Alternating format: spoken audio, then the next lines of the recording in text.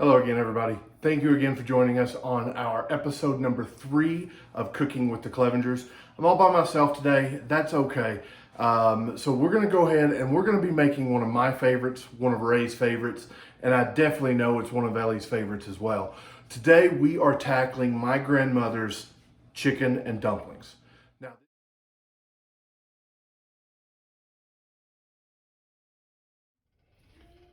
Now, as you can see for our chicken and dumplings today, we're using an enameled cast iron pot. Again, this is another one of those gifts from my grandmother that she's given me. This pot has been in my family for quite a few years. And she gave this to Ray and I about 10 years ago. And it is perfect for soups, chicken and dumplings, chilies, anything like that that you need to be able to control the heat on the entire pot, which cast iron is really, really good for. It heats up slowly, but it retains that heat very, very well. So as you can see, we've just got our broth going here. It's about a quart of chicken stock. We're just bringing that up to temperature, and then we're going to start putting the chicken in here in just a couple of minutes. So now what we're going to do is we're going to be taking our chicken breast here and putting it into our warmed up chicken stock. Now we're going to let this go for a little while. Here's where you as a chef in your own home can make your own adjustments and changes here. What we're going to be adding is just the chicken, a little bit of salt, and a little bit of pepper. Now you could add in some onions, some carrots, celery, if you wanted to build a deeper flavor out of that stock itself for the chicken and dumplings. But just for today and just for the simplicity of this recipe and for what my family really enjoys, we're going to be using these 3 chicken breasts put in whole and let them cook in the chicken broth itself. So we're just going to go ahead and cut open our package here. One hand only so that this hand stays completely clean. I'm going to go ahead and just take my chicken breasts, which are fairly good size here, and I'm just going to drop them in the chicken broth. 2 and 3. The great thing about chicken and dumplings is you can fix it for as little amount of people or as many people as you might need, depending upon how much chicken, how much broth that you use. So for today's recipe, we're using a quart of broth with 3 chicken breasts, and we're going to let that cook for the next 35 to 45 minutes. So we've got our chicken on the stove over here. It is boiling, it is cooking, it's getting nice and done so that we can shred it apart and make that a big part of our chicken and dumplings. Now, while that's doing so, we're gonna get together all of our ingredients for our dumplings. So let's take a look at what you're gonna need to make these dumplings out. So here's the ingredients that we're gonna need to make our dumplings. We're gonna start with 1 stick of butter that has been cubed. Now, it is very important that this butter be very, very cold because we want it to stay mostly intact as we mix the dumplings together. We also have 1 cup of buttermilk, 1/2 teaspoon of baking powder, and then 2 cups of all-purpose flour that has been sifted. So we're going to take these ingredients here in just a couple of moments. We're going to combine them into this big orange bowl right here, and we are going to make dumplings. All right, guys, so we have already taken our chicken out of the boiling stock. We've got it setting right here just to the side of the chicken stock. So we've got our chicken sitting right here. Our stock is sitting right here, still keeping it warm. Got it on a nice low heat for right now. And we're getting ready to actually start making the dumplings. But in order to do that, here's a little secret that I learned from my grandmother. Now, nobody has ever said that chicken and dumplings are the healthiest things in the world, okay? So what I want you to do is I want you to pay attention real quick, because what we like to do to bring this stock, just give it a little bit of extra flavor, is we're gonna take a single stick of butter. Just a single stick of butter, and we're gonna drop that into this stock pot, let it come up to a rolling boil. That's important. We need this at a rolling boil. So we're gonna go ahead and get that started now.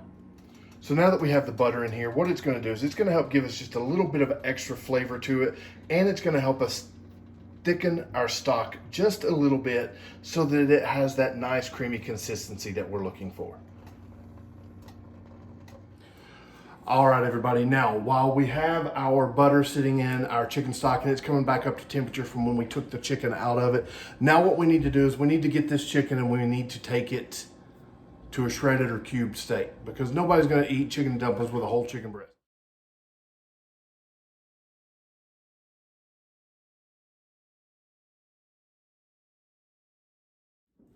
All right, so now we've got our chicken all cut up. We put it back in the chicken stock to let it come back up to temperature and to continue to cook just a little bit there. So now it's time to actually make the dumplings. We are ready to get started. And if you've ever tried to make biscuits or dumplings in the past, you know how difficult it is to do so. So we're gonna do this very carefully. We're gonna walk you through step by step. Now, first thing we're gonna do is we have 2 cups pre-sifted all-purpose flour. It's right here in this bowl. We also have 1 cup of ice cold buttermilk, 1/2 of a stick of butter that we have cubed up and had sitting in the freezer so that it gets really nice and cold. And I'll explain why that's important coming up here in a moment. And then we have a teaspoon of baking powder to help give these dumplings just a little bit of a rise while they're in the pot cooking themselves. So let's go. Let's mix some dough. All right, so let's make this dough that we were just talking about. So we've got our flour, again, 2 cups pre-sifted flour going into the bowl. With that, we have 1/2 teaspoon of baking powder that's going in. Now with this, I'm gonna use my hands. They're clean, wash them, 20 seconds, hot water, sing a happy birthday song while you're washing your hands if you want to. But let's go ahead, we're gonna mix that up, get everything in there, because what I wanna do is I wanna get that baking powder incorporated into the flour, and then I'm going to take my cubed butter. Now, a lot of people will take a butter cutter. You can buy those at the store. We've never really bought one because we don't feel like we need one, because I'm going to show you, and this is the same way that my grandmother does it, still to this day, making chicken and dumplings in her kitchen. We're going to go ahead and put all that butter in, and now what I'm going to do is I'm going to use that, and I'm going to try to combine this with that butter. Now, again, I told you this is ice cold. It's been in the freezer because we want that butter to stay in some pieces as it gets incorporated with the flour, almost to where you've got a gritty texture of your flour with that butter when you're incorporating it. Because what that's going to do is as these dumplings cook, it's going to release that flavor as the dumplings puff up inside our chicken and dumplings coming up here in a few moments. Okay, so we've got our butter mixtured in. We have our butter mixed in with our flour. As you can see, there's still some pretty big chunks of butter in there. That's what we want, because that pieces of butter, they're going to cook out and they're going to make the dumplings just very tasty while they're in the chicken broth. So now we're gonna bring in our wet ingredients. Our wet ingredients, very simple, 1 cup buttermilk. Now, again, like I said, this is my grandmother's recipe. I would not use anything other than buttermilk for dumplings or biscuit making. It just tastes so much better. So I've made a little well here in the middle, and I'm just gonna add this buttermilk, as you see right here. And now it's just a matter of mixing this up. I've got a wooden spoon. I'm a huge fan of wooden spoons. So is Ray, so is Ellie. We like the ability that a wooden spoon gives us. More rigid, and it just works better than one of those plastic jobs. So we're gonna go ahead here. We're gonna mix this up just a little bit, and we're not gonna overmix it. That's the key to making biscuit dough, and our dumpling dough here is not to overmix the dough. So you just want it to get to where it's coming together just like it is now. It's still a little crumbly, but it's still not too sticky to the touch, but just a little bit. So now what we're gonna do is we're gonna take this and we're going to roll it out on a floured surface and start kneading some dumplings. So now we're just going to put some flour on the table. It just takes a few little pinches, not a whole bunch. And then just spread that around a little. A little bit more.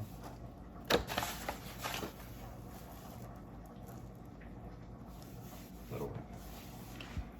All right, so now that Ellie has floured our surface for us, we're gonna go ahead and I'm going to take my dough and I'm going to drop it right here in the middle. Now, as you can see, this is a really sticky dough now that we've let it sit for a little bit, but this is exactly what we're looking for. So I'm gonna take a little bit of the dough, a little bit of the flour on one hand, and I'm just gonna pat it out just a little bit because we don't want to work it too much. Once I get it patted out a little bit, then I'm going to bring in our roller. Now, the roller is not going to be used to get it super thin, but it is going to be used, as you can see here, as I drop my towel. That's okay, we got more. I start to just roll it out to where it gets a little bit flat, because what I want to do is I want to use this dough and fold it upon itself. Now, I'm going to do that a few times. I'm just going to use my hand to flatten it out. And I'm going to try for 5 folds of this dough. So that's good. We'll take it, we'll fold it again. All right, if we need to, we get a little bit more flour for our hands just to make sure that the dough, while it is a little bit sticky, thank you, Ray. You're welcome. Okay. We'll fold it one last time. I think we're gonna get 4 out of this. So again, I'm gonna flour my hands a little bit. And now, once I've got that final fold, I'm gonna go ahead and use the rolling pin and I'm going to roll this out. I'm gonna get all this excess off my fingers though. Okay, so as I mentioned, now we're gonna roll out our dough a little bit to get it down to the size that we're looking for so that we can cut it and make our dumplings with it. Now, if you wanted to be really old-fashioned, you don't have to roll this dough out and cut it. You could just take it over to your pot of chicken and dumplings and you could just pinch off certain amounts of dumplings that you want and just add it right in from there. My grandmother called those drop dumplings. Well, I'm going for more of a square pillow type dumpling. So I'm gonna roll this out just a little bit more, get it a little bit thinner. The thinner the dumplings are, the faster they cook and the sooner you guys are gonna be eating. So we're gonna go ahead. That looks about right to me. What do you guys think? Look good to you? All right, so let's go ahead. We're gonna let this sit for about 30 to 45 seconds. Then we're gonna cut it up and take them straight in to the pot. So what we have now is a pizza cutter, just a regular stainless steel pizza cutter. This is gonna help us cut our shapes into the dough that we're looking for. Like I said, we want nice square pillows. So we're gonna go ahead here. We're gonna take this pizza cutter. I've floured both sides of the pizza cutter so it doesn't stick to it. And I'm just gonna take it and I'm gonna run it through in about 1-inch strips.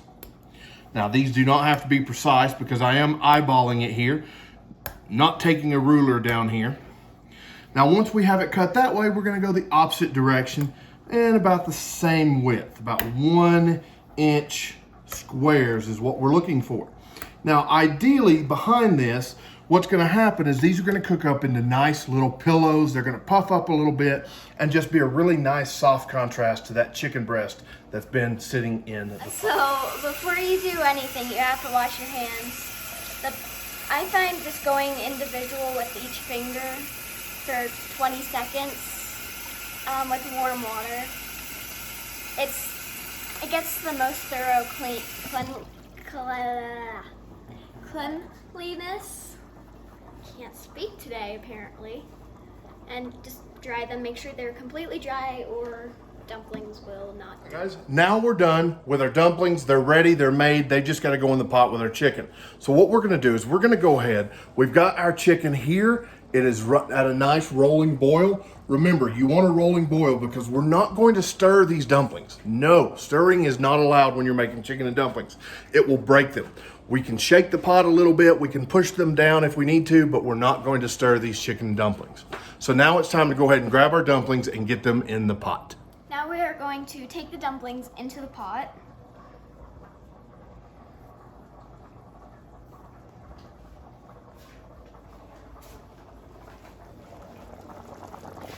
You want to make sure that you get them all around and not just in one spot. And remember here, guys, I know you're going to be tempted, but we do not stir this once we put the chicken and dumplings all together. So as we're dropping these dumplings in, you see they're going to start cooking once they hit that hot liquid, and we're just going to let them cook. We're going to just move the dumplings that we're adding in around, adding them in different locations, as Ellie is doing right here. And then once it gets to the point where we need to stir them, we're gonna give this pot a good little shake. Not very hard, not very vigorously, but we're gonna shake this pot just a little bit and get everything else in there. All right, y'all, I'm gonna be so honest with you. I wish that they had invented smell-o-vision already because the smell in this kitchen right now is, it's taking me back to the early 90s up on the farm in Greenback, Tennessee. I am loving this smell right now. So take a look at what we've got here because I can't even tell you how excited I am for this, okay? So we're gonna go ahead, take a look at our chicken and dumplings. I'm gonna move them around a little bit. Like I said, no stirring. No stirring. I see you. Put it down. Put it down. So we've got all of our dumplings in our pot. It is boiling nicely. And as I mentioned, we're not gonna stir, but you can see those dumplings are already starting to cook up into those nice little square pillows here. They're gonna be nice and fluffy when we bite into them. So now it's just a matter of letting them cook for a little while. We're gonna leave them on for about 10 minutes, and then it's time to plate.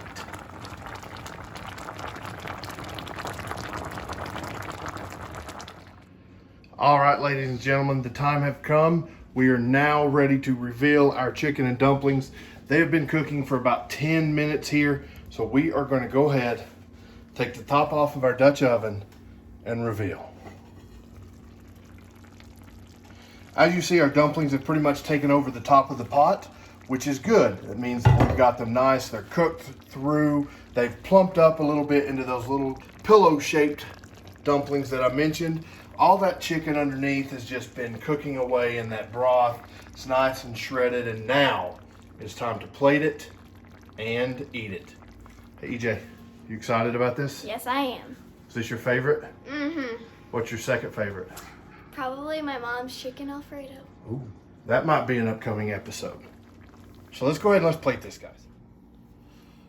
So here you have it, homemade Southern style chicken and dumplings. Now, the only thing that you have to do at this point is black pepper to your taste. So I'm a guy, I like a heavy taste of black pepper in my chicken and dumplings.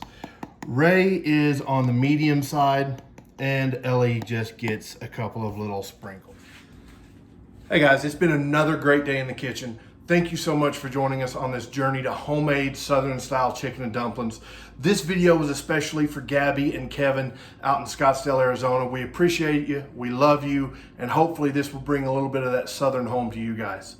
Don't forget, click here to see our latest video. Click over here to subscribe.